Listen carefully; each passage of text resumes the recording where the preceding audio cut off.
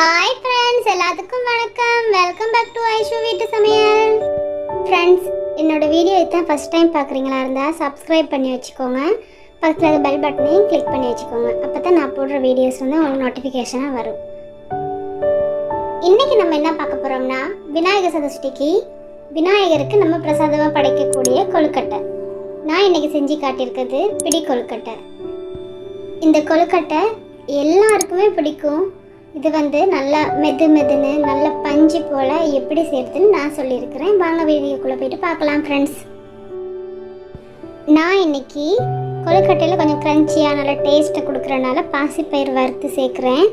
பாசிப்பயிரை வந்து நல்லா கழுவிட்டு 3 டீஸ்பூன் மாதிரி சேர்த்துருக்குறேன். உங்களுக்கு பாசிப்பயிறு சேர்க்க வேணாட்டி நீங்கள் இது கூட எள்ளு சரி சேர்க்கலாம், இல்லாட்டி நார்மலாக ஒன்றுமே சேர்க்காம கூட செய்யலாம். பாசிப்பயிறு வறுக்க போகல, நம்ம கழுவிட்டு தானே சேர்க்குறோம். அப்போ அதில் தண்ணியெல்லாம் நல்லா காஞ்சதுக்கப்புறம் நல்ல கலர் சேஞ்ச் ஆகி நல்ல வாசனை கொடுக்கும். அந்த நேரத்தில் நம்ம ஸ்டவ் ஆஃப் பண்ணிவிட்டு நம்ம வெளியில் எடுத்துடலாம். நான் வந்து இன்றைக்கி ரெடிமேடாக கடையில் கிடைக்கும் இல்லையா இடியாப்பம் மாவுன்னு, அந்த மாவு தான் எடுத்துருக்கிறேன். அதில் 1 கப் சேர்த்து நல்லா சூடாகிற வரைக்கும் வறுத்துக்கோங்க. கலர் சேஞ்ச் ஆகக்கூடாது.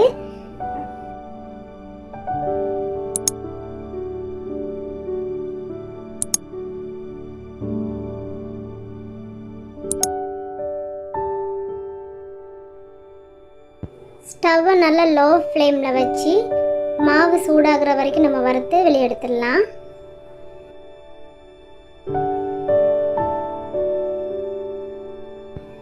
இப்போ நம்ம கொழுக்கட்டை தயார் பண்ணுறதுக்கு கருப்பட்டி 1/2 கப் நான் சேர்த்துருக்கிறேன். கருப்பட்டி 1/2 கப் எடுத்திருந்தேன். அதே கப்பில் அதே 1/2 கப் வந்து நான் வந்து தண்ணி சேர்த்துக்கொள்கிறேன்.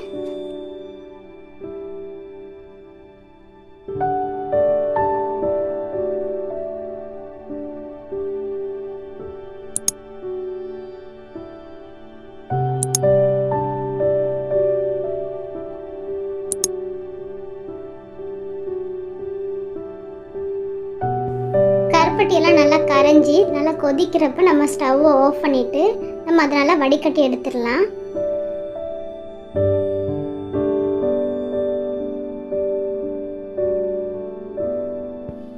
எப்பயுமே கருப்பட்டி இப்படி பாகு காய்க்க போக்கல வந்து இப்படி வடிச்சிக்கோங்க. ஏன்னா அதில் நிறைய டஸ்ட்டு மணல்லாம் இருக்கும்.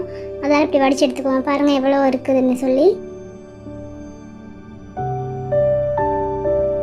திரும்ப நம்ம அதே பாத்திரத்தில் சேர்த்து கொதிக்க விடலாம். கொதிக்கிறப்ப நம்ம 1 டீஸ்பூன் மாதிரி நெய் சேர்த்துக்கொள்வோம். நெய் சேர்த்து செய்கிறப்ப நம்மளுக்கு மாவு வந்து ரொம்ப ஒட்டாது, அதனால் சேர்த்துக்கொள்வோம். 1 சிட்டிகை மாதிரி கொஞ்சமாக உப்பு சேர்த்துக்கொள்கிறேன். உப்பு சேர்க்குறது ஏன்னா அந்த இனிப்பு டேஸ்ட்டு வந்து நம்மளுக்கு வந்து இன்னும் நல்ல டேஸ்ட்டு அதிகரித்து கொடுக்கும் உப்பு கொஞ்சமாக சேர்த்தா. அதோட நான் 1 ஏலக்காவை சின்னதாக பிச்சு சேர்த்துருக்குறேன். உங்கள்கிட்ட ஏலக்காய் பவுடர் இருந்தால் கூட நீங்கள் சேர்த்துக்கோங்க. 1/2 கப் துருவன தேங்காய் சேர்த்துக்கொள்கிறேன். அதோட நம்ம வறுத்த பாசிப்பயிரையும் சேர்த்து நல்லா மிக்ஸ் பண்ணிடுவோம். இது எல்லாம் சேர்க்குறப்ப நம்ம வந்து ஸ்டவ்வை வந்து ரொம்ப குறைவான அளவில் வச்சுக்கோங்க. அப்போ தான் வந்து இது ரொம்ப கொதிக்காமல், இல்லாட்டி நம்மளோட கருப்பட்டி வந்து அந்த கசப்பாக இருக்க மாதிரி இருக்கும். அதால் நீங்கள் குறைவாக வச்சே சேர்த்துக்கோங்க. அதுக்கப்புறம் நம்ம வறுத்து வச்ச மாவை சேர்த்துடலாம்.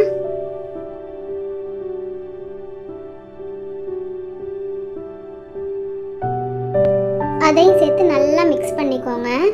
அதெல்லாம் ஒன்றா வர்ற வரைக்கும் மிக்ஸ் பண்ணிக்கோங்க.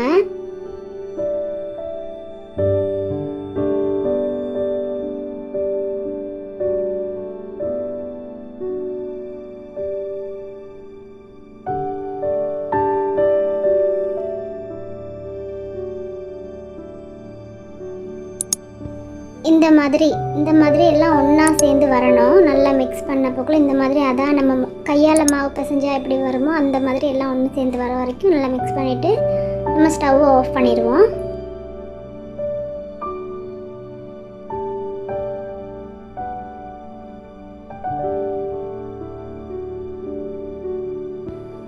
அப்புறம் நல்லா ஆற விட்டுருவோம். கை பொறுக்கிற சூடு வந்ததுக்கப்புறம் நம்ம கொழுக்கட்டை பிடிச்சிடலாம். கொழுக்கட்டை பிடிக்க முன்னாடி நம்ம கையில் கொஞ்சம் ஆயில் தடவிட்டு அதுக்கப்புறமா நமக்கு தேவையான அளவு எடுத்து இந்த மாதிரி நீங்கள் நான் செய்கிற மாதிரி பிடிச்சிக்கோங்க.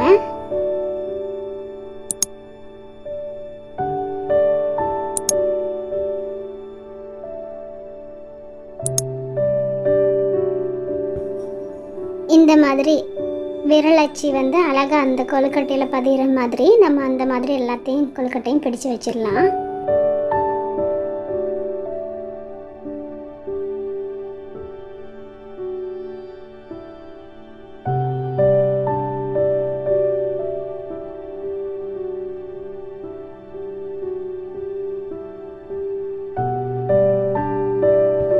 இந்த மாதிரி எல்லா கொழுக்கட்டையும் செஞ்சதுக்கப்புறம் நான் இட்லி பாத்திரத்தை தான் இன்றைக்கி அவிச்சு காட்ட போகிறேன். இட்லி பாத்திரத்தில் கொஞ்சமாக தண்ணி சேர்த்து நல்லா கொதிக்க விட்டுருங்க. கொதிச்சதுக்கப்புறம் இதை சேர்த்துக்கோங்க. சேர்த்து ஒரு 10 நிமிஷம் வேக விட்டால் போதும். 10 நிமிஷத்துக்கு மேலே வைக்காதீங்க. அதனால தான் வந்து இந்த கொழுக்கட்டை வந்து ரொம்ப கல் மாதிரி ஆகிறது. 10 நிமிஷம் கரெக்டாக இருக்கும். 10 நிமிஷம் ஆயிடுச்சு. நான் இட்லி பாத்திரத்துலேருந்து வெளியே எடுத்து கொஞ்சம் நேரமாக ஆற விட்டதுக்கப்புறம் இப்போ பாருங்கள் நம்ம பிளேட்டுக்கு சர்வ் பண்ணிடலாம். பாருங்கள் எவ்வளோ அழகாக வந்திருக்குதுன்னு. ஃப்ரெண்ட்ஸ் நீங்களும் இதை ட்ரை பண்ணி பாருங்கள் ஃப்ரெண்ட்ஸ் உங்களுக்கு இந்த வீடியோ ரொம்ப பிடிச்சிருக்குன்னு நினைக்கிறேன். பாருங்கள் எவ்வளோ அழகாக பஞ்சு போல் நம்ம கொழுக்கட்டை செஞ்சுருக்கிறோம். இது சாப்பிட ரொம்ப டேஸ்ட்டாக இருந்துச்சு ஃப்ரெண்ட்ஸ். இதை நீங்களும் வீட்டில் ட்ரை பண்ணி பாருங்கள். இந்த வீடியோ உங்களுக்கு பிடிச்சிருந்தால் லைக் பண்ணுங்கள், ஷேர் பண்ணுங்கள், கமெண்ட் பண்ணுங்கள், சப்ஸ்கிரைப் பண்ணுங்கள். மறந்துடாமல் பக்கத்தில் இருக்க பெல் பட்டனை கிளிக் பண்ணுங்கள்.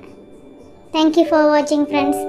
இந்த மாதிரி இந்த விநாயகர் சதுர்த்திக்கு நீங்களும் ட்ரை பண்ணி பாருங்கள் ஃப்ரெண்ட்ஸ்.